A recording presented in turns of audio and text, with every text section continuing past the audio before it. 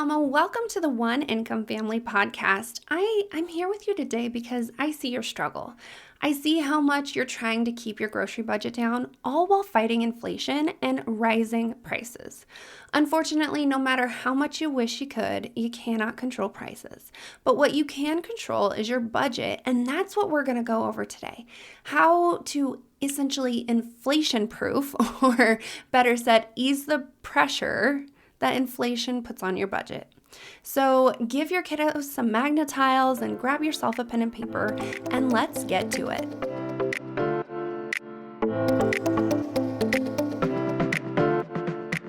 Do you find it hard to save or get out of debt? Are you constantly searching for ways to save money and live on a budget? Do you have big dreams only to be stopped by not sticking to your budget? Are you ready for financial freedom? Then you, Mama, are in the right place. Welcome to the One Income Family podcast, where you will learn what it looks like to budget on one income, how to partner with God in your finances, how to budget in a way that's easy to stick to, and how to cut costs and save money, all so that you can start building wealth. It is my mission to equip you with these tools so that you can live in abundance regardless of the amount in your account. Hey, I'm Molly, a budget coach for stay-at-home moms, and I know what it's like to struggle on one income. I've lived paycheck to paycheck, relied on being frugal, and failed many budgets until I learned how to budget without tracking. This has allowed my family to pay off debt and build wealth all on one income. So, if you are ready for financial freedom, then go grab that stroller, plug in those headphones, and let's get to it. Mama, it's time for you to get a new budget. The old one that you have is keeping you from achieving your dreams. It's keeping you stuck in the constant need to cut costs. What if you had a budget that you didn't have to track every single little expense just to stay on budget? A budget that you can put on autopilot and will save you both time and money. A budget that helps you set boundaries, but most importantly, what if you had somebody in your back pocket that could help you create systems and achieve healthy financial habits so that you can become consistent in your budget? Just imagine what your life would look like if you became consistent in your budgeting. When you work with me, this is exactly what you get. A budget that is simple and easy, a budget that makes sure your necessities are met and gives you margin to put towards your wants and your wishes. But also a friend that will help you achieve consistency so that you can walk away confident in your ability to budget. Take your first step. Go to calendly.com/Molly Bunnell and get started with me today. Again, that's calendly.com/Molly Bunnell, calendly.com/Molly with a Y, B as in boy, ENELL. And just imagine where you could be next month if you did. Alrighty, so coming into today's episode, I'm sure you were just trying to figure out what I could do to help your budget really become bulletproof for inflation, right? I know that's hard to imagine, bulletproofing your budget, but your budget, it lives and breathes. And so we constantly need to be reminded that we can't stay with a constant number on the budget. We have to be flexible. We have to be able to move our budget in and out, up and down the categories that come in and out, the amounts for each category. It's going to change as the things in our life change. And I know that I was trying to keep these numbers the same. I found a comfortable place with my budget, right? As I'm sure that you have as well, especially before COVID and all this inflation happened, right? You had a comfortable number, something that you could stick with, something that you really liked, but things have really gotten crazy, right? With the constant prices rising, and you just aren't sure what's going to happen next, right? And so I was trying to keep my numbers the same because I was comfortable. I liked what they were. I knew what the numbers were. But as I was working on my budget, I realized that these numbers needed to ebb and flow and that I hadn't changed them in a while to be able to handle the pressures of rising prices. And the pressure on the budget isn't just on the budget. Like the pressure that we feel on the budget is then on us as well. The budget is only showing us the numbers that we chose, the numbers that we decided to pick.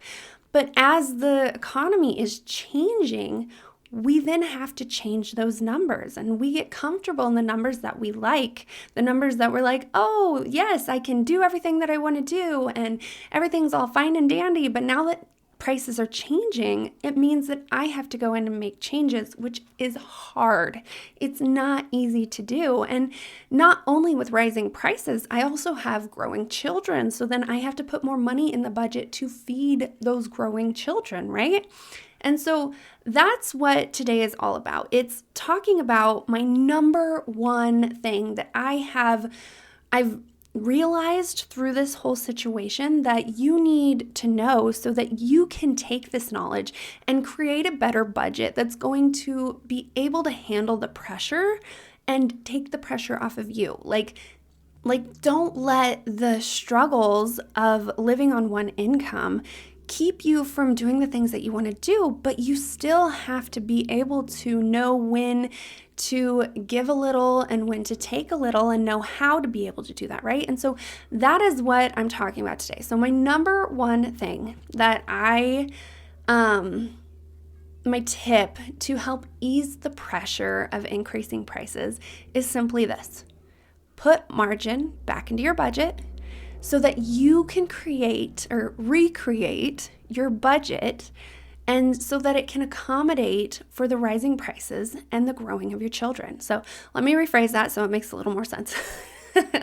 But simply said, we're going to make your budget have all the money that it had at the beginning, right? Before you spread it all out into the categories that you wanted it to, we're going to put money back into your budget so that you can create a budget that will take your stress off of the rising prices. So you're going to create a budget that's going to live and breathe and shift, and the numbers are going to shift with that. So then if you need to raise a price in one category, you can lower it in another. And again, that's not an easy thing to do, but that's what has to be done in order for your budget to be able to not stress you out, essentially.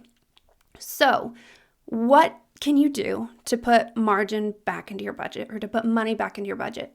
Well, first, and this is probably going to be the hardest thing, but stop using credit right now.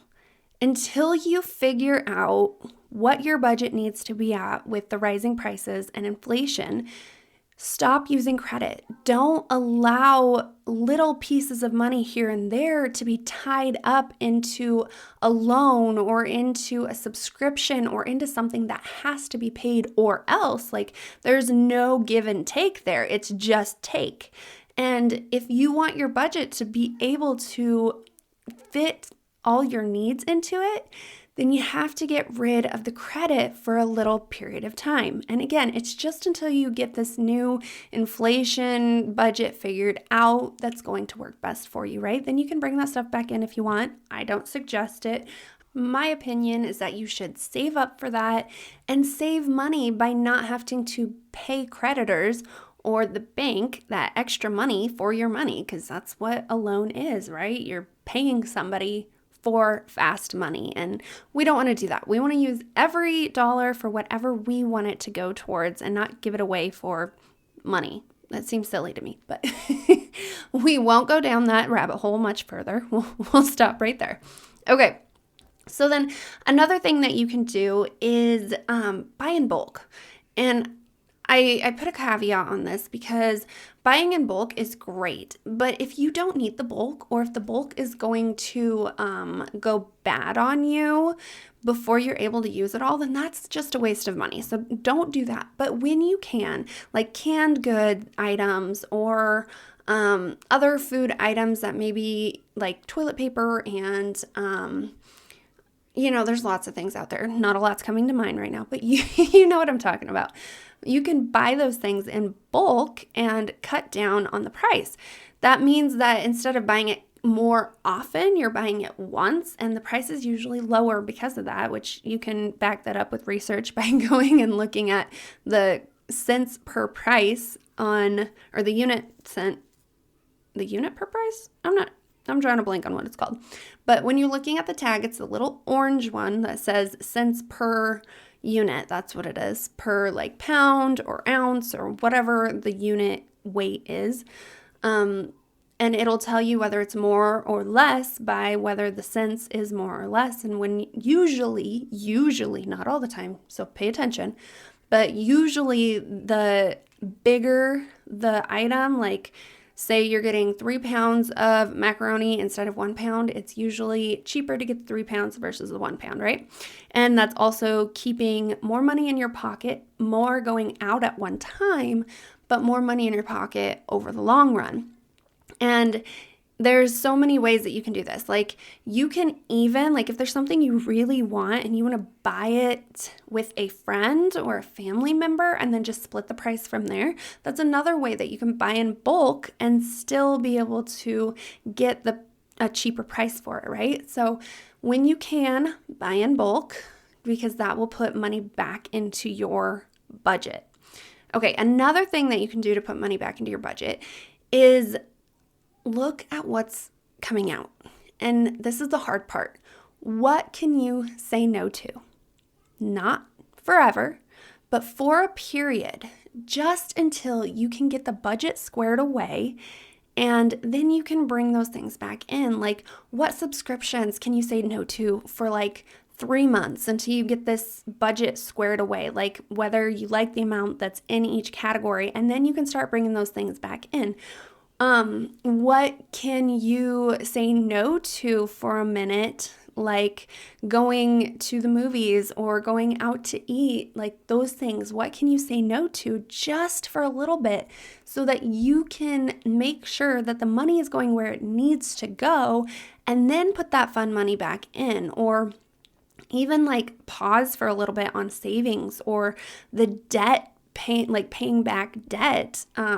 Sometimes we have to, again, hit pause on that stuff so that we can make sure that our needs are met, the things that are important, the food, the gas, the transportation, whatever it is that you need and have to have, like there's no negotiation, like you have to have it or else, then that is what you need to put everything back into the budget for and get everything reallocated out to where it is still life-giving, but also still going to make sure that your necessities are met and you don't have to stress over whether you are going to be able to feed the children, whether you're going to be able to get to work or not. You don't want to have to stress over those things. And by putting that money back into the budget for just a short period of time, getting it squared away, and then bringing that money back out to those subscriptions that you want, or getting that coffee that you want, or putting money towards savings, whatever is going on, then that's sometimes something that you have to do. Maybe you don't have to do it that drastically. Maybe it's a quick, simple little tweak here and there, which is great, but that is something that you need to look at. Okay, so then reworking the budget, right? We've put money back into our budget. We've figured out ways to stop taking little bits out here and there, just chipping away at the budget, right? By putting it into loans and credits, or even like there are some things, and I don't know why this is the only example I can think of at the moment, but for instance, like when I went and instead of doing diapers, like buying diapers monthly, I then opted for cloth diapers because it was a one-time cost and I'd be putting that money back into my monthly budget, right? So it doesn't have to just be a loan or a credit card. It can be other things, like your phone. Like if you have a phone that is still working, don't do an upgrade unless you can afford it. And even that is a little bit of a harsh thing to say, because being able to afford it and really wanting it are two different things. So know whether it's something that you should do or something that you shouldn't do, and allow yourself that wiggle room in your budget, right? Put that margin back in it. Because it's that margin that's going to help you rework the budget, especially if you have everything already allocated to every single category, right? If you essentially just recreate your overall monthly budget, which is something that I help you do when you get on a budget checkup with me, but essentially, if you just create a budget like from scratch, not looking at the numbers that you're doing. So if you do like a 90-day review, look at what you've been spending, even though you want to spend something different with rising prices, you kind of have to change that. It's not going to stay the same. And so recreating that budget so that you are able to like have a little bit of wiggle room and not be stressing is what needs to happen. You need to look at your categories. You need to look at, again, what can you take a pause on so that you can get your necessities met and make sure that they are covered. And then start adding back in the savings buckets, start adding back in the spending money for here and there of the things that you want. And that's going to help you create a budget that may not be exactly what you want it to be because you got so used to your old budget, but it's going to be what's going to breathe life into you right now because you're not going to be stressing over the things that you need. Now, it might take away from the things that you want to do, and that's okay for a period, right? Because you'll figure out a way to find ways to cut costs that you can do differently than what you did before, because again, your budget lives and breathes, and it takes time to figure out what is right for this season. So, like, what categories do you need more in? What categories can take less? What categories can you get rid of altogether that isn't going to affect your life or isn't going to affect the things that you have to have, right? So what can you do instead? Like, for instance, say if you have to get rid of a spending category, something that you really enjoy, say, for some reason, all I can think of is like hair and makeup, which is not something that I have in my categories at all. I'm not a person who likes makeup or getting my hair done constantly. I'm okay with the way I look, right? I like the way I look. But that is a category that a lot of moms like. So that is something that I'm going to talk about. But say you have to cut back on some of that. Like, what can you do to feel good about yourself and still like cut costs from there? Like, what can you take out of there? What can give, what can't give, right? That is the kind of things that I'm challenging you to look at. And it's going to be hard. It's not going to be easy. You've gotten comfortable with your old budget. I was comfortable with my old budget. And then I had to sit down and really think and go, is this actually breathing life into me?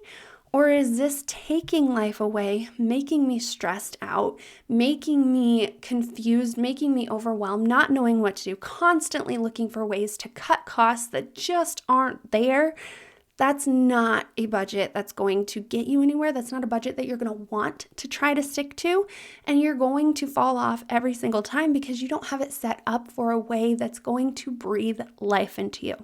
And so everybody's budget is going to be different. Everybody is going to have different things that they enjoy. And being a one-income family, you're not just trying to breathe life into you, but also into your husband, also into your children so that they can enjoy life, right? And that doesn't mean that we have to do things that cost a whole lot of money, but it does mean that we have to consider them when doing our budget. We can't just do everything that we want to do. It has to be things that our family values as well. Okay, so I just really want to reiterate that your budget, it's living and it's breathing, which means that it's constantly shifting. And if you try to keep the numbers constant, you're going to stress yourself out continuously trying to cut costs where there may not be any to cut. So take a breath, sit down, look at your budget, maybe look at it with your husband so that there are two different sets of eyes looking at it and two minds thinking about what is a necessity and what isn't a necessity. And then you can come up with like a compromise as to what's truly important to both of you, what can be taken away, what can't be taken away. And it's going to make it easier because it's not just you trying to figure out the overall budget, like the one that's recurring, that's constantly staying the same, as much as we try to make it stay the same, right? But again, we have to allow for the shifting. We have to allow for the changes that we can't control, which include rising prices, right?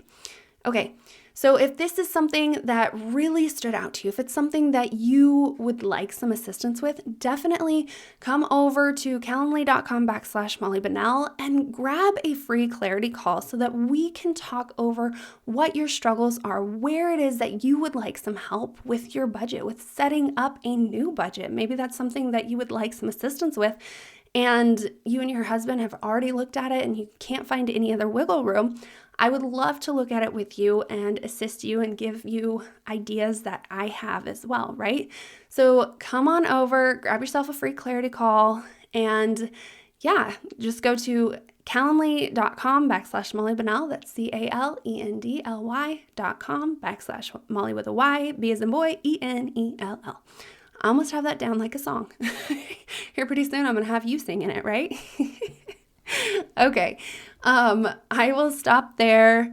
I'm sure you're like, okay, I've heard enough on this, right? Or if you want more, then come on over to the free Facebook group and let me know, or shoot me an email. I'd love to connect with you. But with that being said, I pray that today's episode has really opened your eyes to maybe a new way of looking at your budget and price inflation that really just helps you look at your budget in a different way and set up a budget that's going to breathe life into you and your family. And with that being said, I will see you all next week on another episode of the One Income Family Podcast.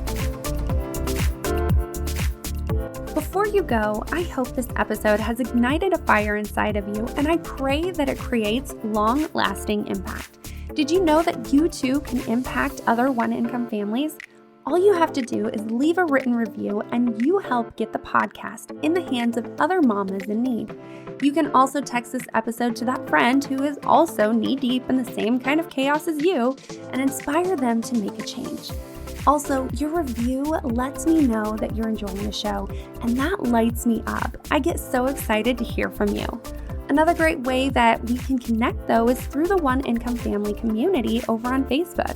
So after you're done leaving that 5-star review, head on over to the community where you will find other mamas working their way out of the chaos. You can ask your questions and connect with others who truly understand what you are going through. I cannot wait to connect with you in the community. Until then, I will see you right here next week on another episode of the One Income Family Podcast.